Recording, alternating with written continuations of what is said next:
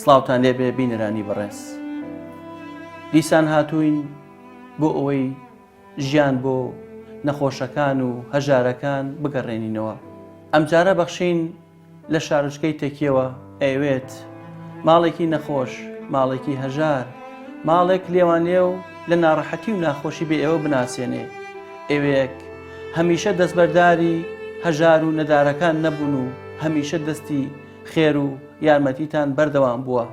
ئەمانەوێ چیرۆک و بەسەرهات و ناڕەحەتی و ناخۆشیەکانی ئەم خانەوادەتان بۆ بگوازینەوە و ئێوەی میهرەبان و دۆستی هەژاران چەند ساتێک لە کاتی خۆتان بگرن و بابزانین گرفتی ئەمانە چییە و چیان پێویستە.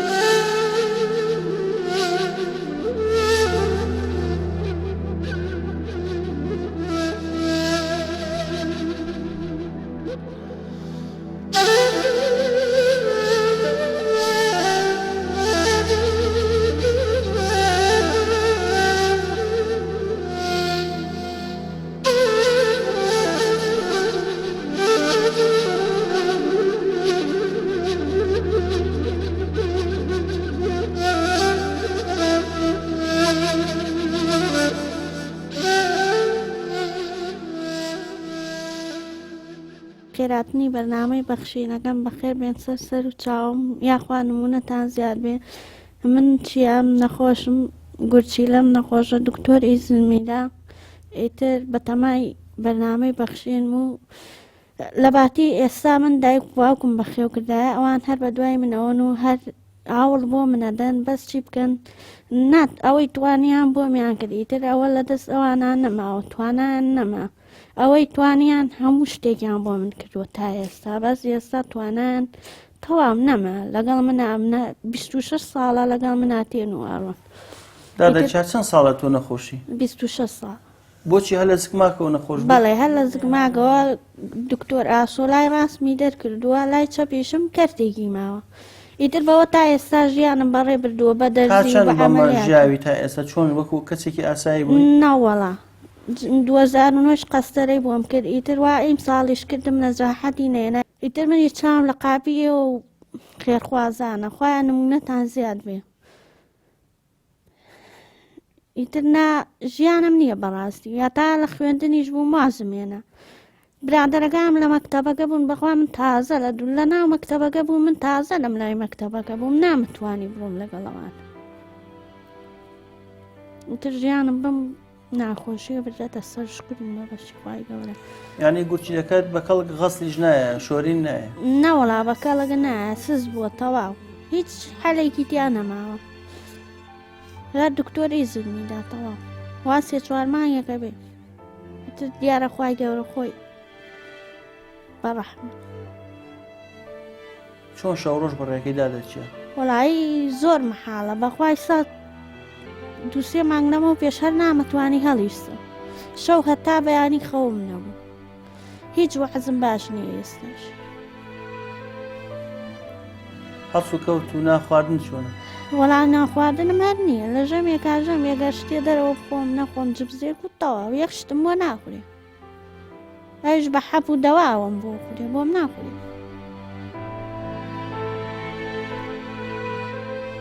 ئیتر داوا لە خێرخوازانەکەن یارمەتیەکم بدەن و ماڵیان ئاوا بێ و خۆیان نمونەیان زیاد بێ، وەگەوە وایە حەجێکیان کرد بێ بۆ من.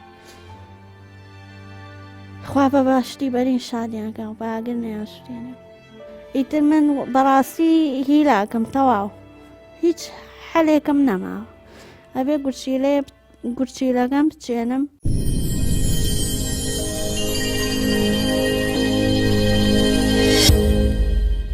ئەمە 26 ساڵە نەخۆشە بە ئێش و ئازارەوە ئەناڵێ، ملی لەگەڵیا تا ئێستا ڕامان کێشاوە بە نەهامەتی و بە نەبوونەوەی و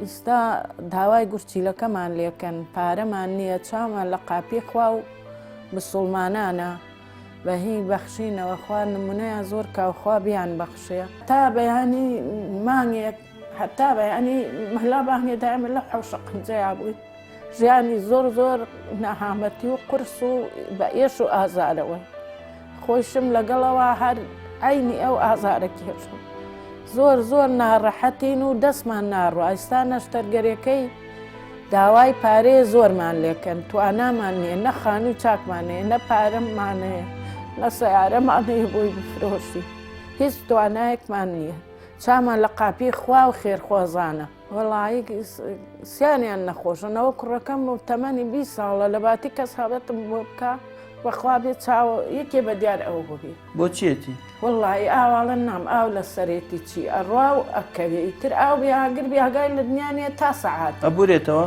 ئارەوەڵا لە دەرەوە بێ ئەوە هاوسەیە یێنێتەوە لە ماڵەوە خۆمان چاومان لێ خواوتای لە دیار ئەمم خەم ئەومان لێرە ئەچمە ئەوێ خەم ئەممە لەم بەینەیە بخۆی هەر بە ئێش و ئازارەوە ناڵمە تا ئیستا 26 ساڵە مسڵمانان هاوکاریمانی کردە بۆ عیادەکانیشی بتمانە ئیستا توانامان نەماوە نەتوانامان هەیە گورچیلەی بۆ پەیاکەین نە پارەمان هەیە بۆ عیادە و خەستەخانەی چامان لە قاپی خوا و خێرخوازان و کەناڵی بەخشینە جا خوا لە دەستیان بەزاوکە ئەوەی هاوکاریمانەکە حەجێکە بۆ خوای خۆی ئەیکە ئەم کچەم چەند ساڵە ئێمە بە ئێش و ئازارێ و ئەناڵێن دکتۆر نەماوە شوێن نەماوە خۆم لەگەڵیا ڕۆیم یا خۆم یا باوکی هیچمان بۆ ناکرێن نە بەخوا گیان لە دەستەدا توانای هیچمان نەماوە بەرنامەی بەخشین خوا ئاگاداریان بێ و خوا بیان پارێزێ چاومە لە قاپی خوا و مسڵمانانە خوا بە دیار سەریانەوە بێ ئەو بۆمان نەکە کچەکەم گیان لە دەستەدا تەواو پێش مەڵێدایە هەڵێدا کەس نییە وازم لێ بێنە با هەر من بمرم وتم بەخوا تا بتوانم ئەجوولێن لەگەڵ هاوسێ و دراوسێ و خزمە ماڵێ ناوە بێ کشتی بە عەمەلماناتنا خوا خێرتان بنووسێ خوایە خوا لە دەست هەمووی بەزاوکە خوا بە حەج بۆی بنووسێ ئەوەی کە دینارێکی داوە پێمان خوایە ئەدا ئەوەنەی تریان بات کورێ وەڵڵا لە کێشان نییە هەر خۆمی لێشان وەڵم با چاوی لێم نەبێ هەرڵم با کچەکەم چاوی لێم نەبێ وەخواکشە وایە تا بەیانی فرمێسکی هەچم بۆ عیادەکان خوێنی لێگرنەڵێ ئای باڵم بەخوا قاژە دەستمۆتی خۆمی لێ شارمەوە ڕووی تێ ناکەم لەم با چاوی لە من نەبێ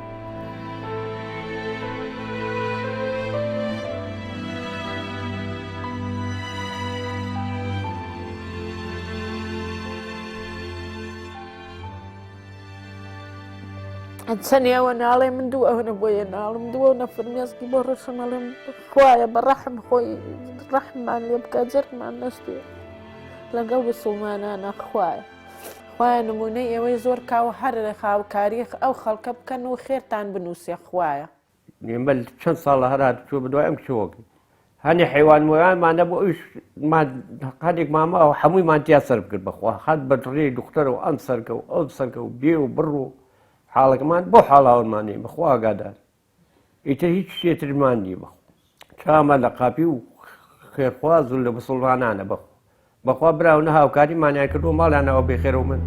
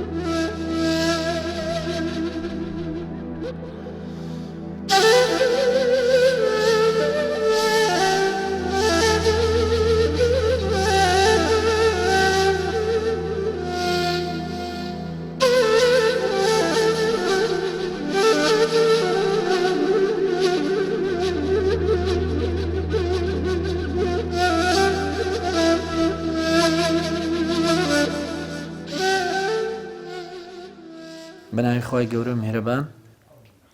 سەرەتا بە خێراتنێکی گەرمی بەرنامەی بەخشینەکەم بۆ شارۆچکەکەمان شارۆچکەی تەکیە و دەستخۆشی لە هەموو ئەو خوشک و برا موسڵمانانە ئەەکەم کە هاوکاری خەڵکی هەژار و نەخۆش و کەم دەرامەت دەکەن. بەرنامەی بەخشین کە دەورێکی کاریگەری هەبووە لە کوردستان و لە ناوچەکەدا کە بۆتە پردێک لە نێوان خەڵکانی هەژار و نەخۆش و کەم دەرامەت و خەڵکی خێرخواست. خوای گەورە ئەجر و پاداشتی هەموو ئەو برا خوشکە موسڵمانانە بداتەوە کە دەستی هاوکاریان بۆ درێژەکەن. بینە سەر ماڵی کاگنەجیم خواشاییدا زیاتر لە 20 ساڵە جیرانمانن، ئاگامان لە بار و گوزەران و ژیانیان هەیە کە ماوەیەکی زۆرە ئەم ماڵە بەهۆی نەخۆشی درێژخایانەوە ژیانیان لە ناڕەحەتیدایە. 4 نەخۆشی درێژخایان و خاوەن پێداویستی تایبەتیان هەیە. بار و گوزەرانی داراییان زۆر خراپە. ئەوەی کاگنەجیم کە پەیدای کردووە پێشتریش تەنیا بەشی ئەوەی نەکردووە کە بژێوی ڕۆژانەشی دابین کرده بێت.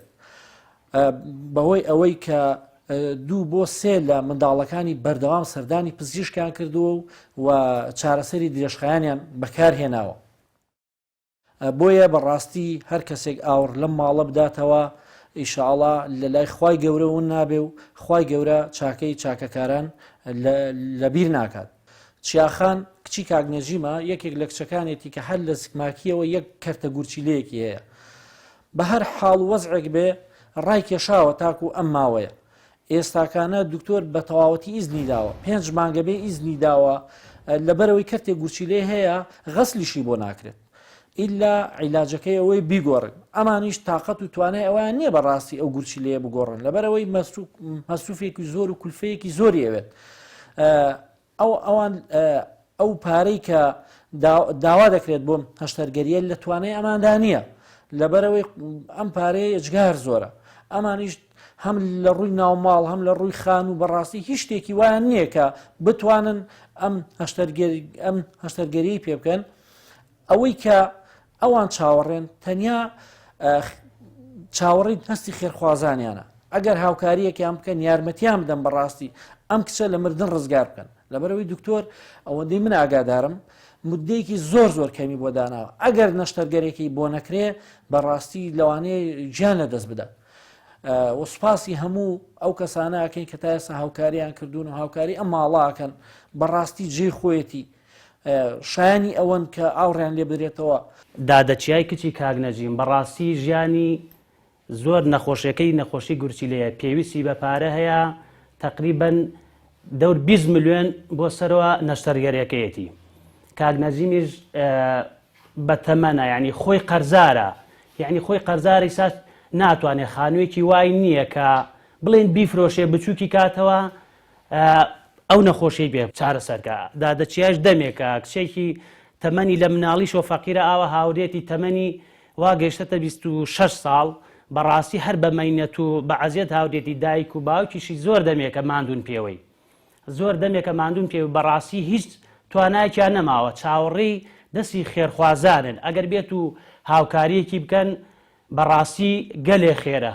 ئەم ماڵە زۆر ماڵێکی فەقیرن، ئەم ماڵە بێدەرامەتن، ئەم ماڵە وا دەوری 20 ساڵ ئێمە هاوستین. ئەم کچە گوناحە گوێ کەرتێک گوتیلێ هەیە ئێستا گوتیلەکانی لە دەست داوە. بەرنامەی بەخشین ئەگەر هاوکاری نەکە ئەم کچە زەعیفەیە و ئەمرێ. زۆر هاوکاری بکەن خێرتانەگاتێ گەلێ گوناحن هیچیان نییە. ئەوە باوکی ئەختیاری هەیە یە ئیشتێکی پێ ناکرێ. ئەم قلە خانوویان هەیە ئەویش 50 مەترە خەڵک عەردەکەی داوە پێیان کردیانە لە تاوان لە دەشت لەبەر کەم دەرامەتی هیچیان پێ ناکری. ئەی دیرم ئاوا ڕەنگی زەردە و ئەوها گوناحە وەڵڵی قچە ناو زەرگمەوە دی ماڵێکی زۆر فەقیرن زۆر.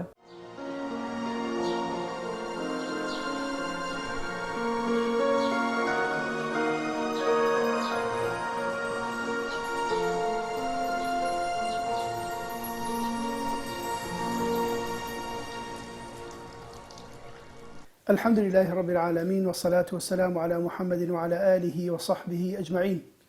ربنا آتنا من لدنك رحمة وهيئ لنا من أمرنا رشدا. مسلمانانی بەڕێز ئەوانەی کە ئەمان بینن یان جۆتان لە دەنگمانە سەلام عەلەیکم وەڕەحمەتوڵڵا دیارە ئێمە ئەمڕۆ لەم ماڵەین کە نەخۆشیشان هەیە بە ناوی دادەچیە کە خۆتان ئەیبینین لە کامێراکەوە کە کەسێکە خوای گەورە بە تاقیکردنەوە تاقی کردوێتەوە کە هەر لە مناڵیەوە گورچیلە یەک گورچیلە بوو گورچیلەکەشی تەواو نەبوو ئێستاش دکتۆر داوای لێ کردو دەبێ گورچیلەکەی بگۆڕێ بەڕێزان چیاخان پێویستی بە هاوکاری و یارمەتی ئێوەیە چونکە بەڕاستی لە ژێر ڕۆژناوی ئاەتی کە خوای گەورە دەفەرمێت وتعاونوا على البر والتقوى هاوکاری یەکتری بکەن لە چاکە و لە خواترسان بۆیە بەڕێزان و خۆشەویستان ئێمەش لەسەر ئەم زەمینە کە ئەژین هەر کەسەمان خوای گەورە بە شێوەیەک تاقی ئەکاتەوە ژیانی ئێمە سنەتی ژیانی ئێمە بریتە لە تاقیکردنەوە هەیە خوای گەورە بۆ تاقی ئەکاتەوە کە ماڵی پێ ئەدا کە چەندێک ئەم ماڵە لە ڕێی گەخوایە سەرفەکات چەندێک لە ڕێی هاوکاری خەڵکە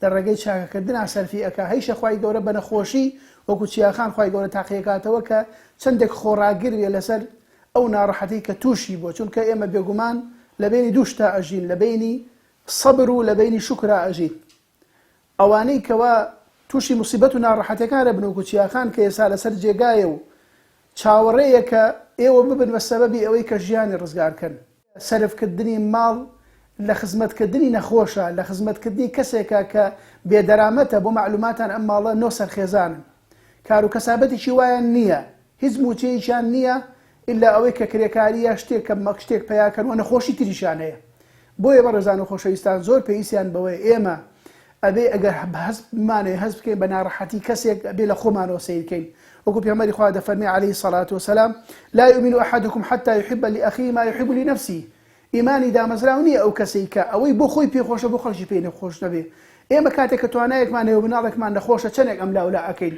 بە تایبەتی ئەوانەی کە خوا ماڵی پێداون هەرچی شوێن وڵات هەیە ئەگەڕێن بۆی چارەسەری مناڵەکەیان بکرێ ئێمەش خۆ مافی ژیانی هەیە کە پێغەمبەری خوا دەفەرمێ عەلەیهی الصەلاة والسەلام فەرموویەکە دەفەرمێ ئەحەبُ الناس إلى الله خۆشەویستترین کەس بەلای خواوە کێیە ئەو کەسە نییە کەوا نوێژی زۆرە ئەو کەسە نییە کەوا ڕۆژی زۆرە بەڵکو ئەو کەسێ ئەنفعهم للناس کە زۆر سوودی بۆ خەڵک هەیە بە قسەکانی بە بازووی بە ماڵەکەی بە کەسایەتی خەڵکان ئەوانەی کە زۆر زۆر خزمەتی خەڵکەکەن ئەوانە لای خوا زۆر خۆشەویستن و دەفەرمێت عەلەیهی الصەلاة والسەلام وأحب الأعمال إلى الله وخۆشەویستترین کردارش بەلای خواوە چییە عز وجل سرور خۆشیەکە کەوا تدخله على مسلم کە بیخێتە ناخی مسلمانێکەوە یعنی خۆشەویستترین کردەوە بەلای خوا ئەوەیە کە ئینسان یعنی خۆشی بخاتە دڵی بەرامبەرەوە سا ئەم دادەیە ئەگەر کەسێک خوا پێداوێک هاوکار دێ بۆ ئەوەی کەوا چارەسەری نەخۆشەکەی بکرێ هەم خۆشی دێتە دڵی دادەوە هەم دایکی هەم باوکی هەم کەس و کارەکەی کە ئەوە پێغەمبەری خوا دەفەرمێ عەلەیهی الصەلاة والسەلام باشترین کردەوەیە یعنی چی ئەوێ باشترین کردەوە بکە ئەوەیە کە هاوکاری مسلمانێک بکە ناخۆشی و خەفەت و ئازاری مسلمانێک لادا ئیتر بە هەر شێوەیەک بێ بە پارە بێ یا غێری پارە و هەروەها پێغەمبەری خوا دەفەرمێ عەلەیهی الصەلاة والسەلام ئەو تەکشف عنه کوڕبە یان باشترین کردەوەیە کە ناڕەحەتی لەسەر خەڵکدا بێ موسیبەت و ناخۆشی و هەروەها دەفەرمێ عەلەیهی الصەلاة والسەلام ئەو تەقضی عنه دەینا ئەو تەضرد عنه جوعا یا ئەوە تا قەرزێکی لەسەر لادە یا برسێتی هاتۆ بەسەر یا تۆ هاوکار بی کە ئەو برسێتی نەمێنێ أفرمي ولأن أمشي مع أخ في حاجة أحب إلي من أن أعتكف في هذا المسجد يعني المدينة شهرا دفرميد أجر بروم لك الكسيكا بوئي بيغمري خواه دفرمي بوئي كوا كارشي بو رأيكم إيشي بو جيب كم بيم خوشتر لوي كوا يك مانگ لمزقوتي مدينة اعتكاف كم بين بو خليشي نيوش كدو عبادة كدن مزقوتي مدينة كتو دور كان نوشي تيابي خيري هزار نوشي تريه پێغەمبەری خوا عەلەیهی الصەلاة والسەلام دەفەرمێت هاوکاری کەسێک بکەی کەوا پێویستیشی بۆی جێبەجێ بکەی لەو باشترە بچی لە مزگەوتێکە یەک مانگ احتیکاف بکەی بۆیە بەڕێزان و خۆشەویستان ئەمانە هەموو بەڵگەن لەسەر ئەوەی کە ئێمە خوا بۆیە دروستی کردوین بۆی هاوکاری یەک بین یارمەتی دەری یەک بین بەخشین خێرخوازانی خۆشەویست لە ڕێگەی ئەم ژمارە تەلەفۆنانەوە دەتوانن پەیوەندیمان پێوە بکەن و ببەخشن تا بەخشین بەردەوام بێ بەخشین 0770 961 11 0770 961 35 0750 723 25 55 کاتێک مرۆڤەکان نەخۆش دەکەون ئەگەر سەرۆت و سامانیان هەبێت بزانن نەخۆشیەکەیان مەترسیدارە، بێگومان هەرچی سەروەت و سامانیان هەیە سەرفی ئەەکەن و لە عیلاج و دکتۆر و دا و دەرمان خەرچی ئەەکەن. بەڵام کاتێک تۆی خێرخواز و تۆی بەخشندا ئێستا لاشەر ساغە و خوای پەروەردگار سەرۆت و سامانێکی پێبەخشیوی لە جیاتیەوەی بدەیت بە عیلاج و دا و دەرمان و ڕزگارت بێ. خەڵکانێک هەیە لەسەر جێگا کەوتووە، ئێستا تووشی هەمان کارەسات و نەخۆشی و ناخۆشی بوو. بۆی تۆی خێرخواز، تۆی بەخشندا، تۆی میهرەبان دەستی هاوکاری و میهرەبانی بۆ خەڵکانێک درێژ بکە کە دکتۆر جوابی کردووە و ئەگەر عیلاج و چارە سەری خۆی نەکات بێگومان ماڵ ئاوایی لە ژیان دەکات. بۆ تۆ نەبیتە سەبەبی ئەوەی کەسێک لە مەترسی مەردەم ڕزگار بکەیت. بۆ تۆ یەکێک لەوانە نەبی کە دەستی میهرەبانی و ئاوەدانی و هاوکاری و سۆز بۆ کەسانێک وەکو ئەمدادە بەڕێزەمان درێژکەی کە 26 ساڵە نەخۆشە و بە بەردەوام ژیانی لە ناڕەحەتیدا بووە. بەڵام ئێستا دکتۆرەکان پێیان وتووە ئیتر چارەسەرت نەما، ئەبێ چاندنی گوچی لە ئەنجام بیت. خۆتان دەزانن ئەمڕۆ لە هەرێمی کوردستان خەڵکانێک ژیانی چۆنە، بەبێ موچەی، بەبێ کاسبکاری، بەبێ ئەوەی شتێکی هەبێ بیفرۆشەی نەشتەرگەری بۆ بکە. ئەی بێنە بەرچاوی خۆتان بە درێژایی ئەو هەموو ساڵە ئەو هەموو پشکنینەی کردو و بە بەردەوام لە ڕێگای دکتۆر بۆ و عیلاج و دا و دەرمانی وەرگرتووە. ئێمە لە بەخشینەوە ئەم ماڵەمان بێ ئەوە ناسان. داوا لە دانیشتوانی هەرێمی کوردستان و بە تایبەت کوردانی تاراوگا ئەەکەین بێن بەدەم ئەم خوشکە بەڕێزەمانەوە کە 26 ساڵە ژیانی لە مەترسیدایە و ئێستا دکتۆرەکان پێیان وتووە تەنانەت غەسلیشت چارەسەری نییە، ئەبێ بە زووترین کات نەشتەرگەری بکەیت و نەشتەرگەرەکەی لەسەر و 20 میلیۆن دیناری تێچێت.